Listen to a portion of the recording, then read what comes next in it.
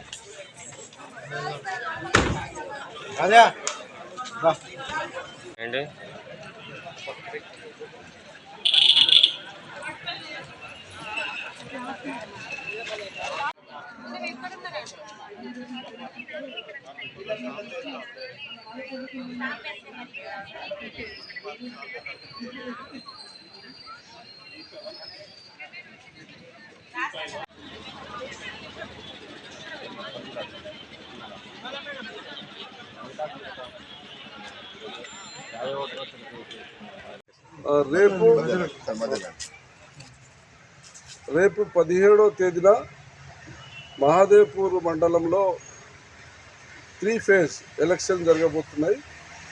ఈ ఎలక్షన్లో పోలీస్ శాఖ నుంచి మాకు దాదాపు 200 మంది 180 నుంచి 200 మంది పోలీస్ బందోబస్తు నిర్వహిస్తున్నారు. దీంట్లో 4 అంచెల బందోబస్తు ఉంటుంది.